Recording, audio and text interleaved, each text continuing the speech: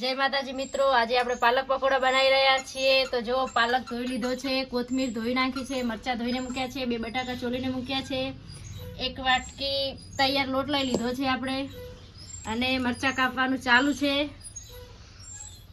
અને મિત્રો આ બાજુ તમે જુઓ, હિમાંશુ લાઈવ છે નવું ટ્રેન્ડિંગમાં, જે હમણાં ચાલુ છે ને ઇન્સ્ટાગ્રામમાં ટ્રેન્ડિંગ, એ રીતનું પહેરવાનું લાવી છે।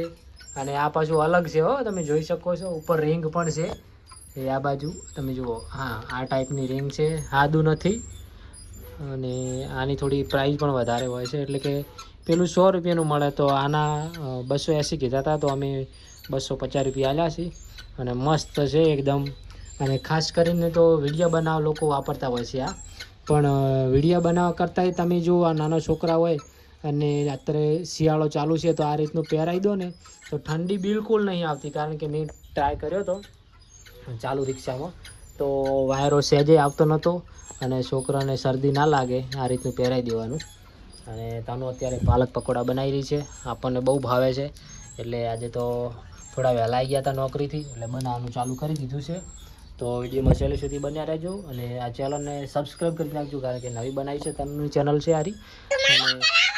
અને હા, શું કરવાનું? ચેનલને સબસ્ક્રાઈબ કરવાની, હા, વિડીયોને લાઈક બોલ,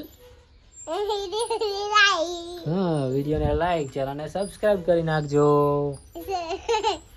તો વિડીયોમાં છેલ્લે સુધી બન્યા રહો, બહુ મજા આવશે આ વ્લોગમાં, બહુ મસ્ત વ્લોગ બનવાનો છે, કે પાલક પકોડા છે એ અલગ રીતે બનાવી રહ્યા છે, તમે જોઈ શકો છો, પાલક અને બટાકા અને મરચા આ રીતનું બધું મિક્સ કરીને મસ્ત પાલક પકોડા બનાવવાના છે। વિડીયો છેલ્લે સુધી બન્યા રહેજો।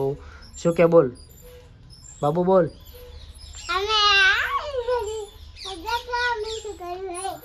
એ રીતનું ના પહેરે, હરખી રીતે પહેર, ઠીક છે રે।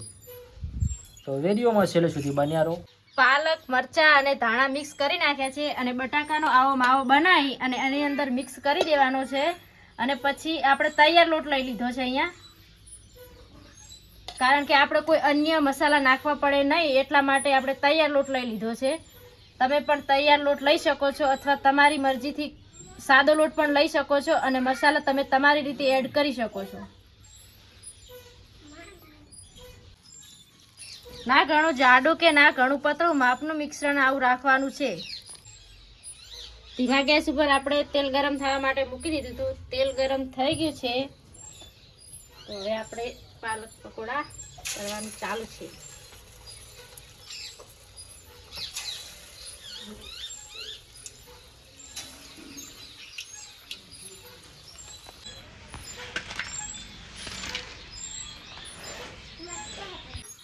તો એક બાજુ ભજીયા છે તળાવવાનું ચાલુ છે, અને એક બાજુ અમે હિમાંશુ બે તમે જુઓ એક એક કરીને ચાલુ કરી નાખ્યું છે।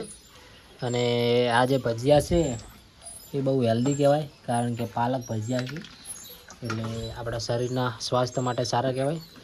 તો અમે ચાલુ કરી નાખ્યું છે એક એક કરીને, તનું આ બાજુ તળે રહી છે। તો વિડીયોને થોડી લાઈક કરી શેર કરજો। કેવા છે બાબુ?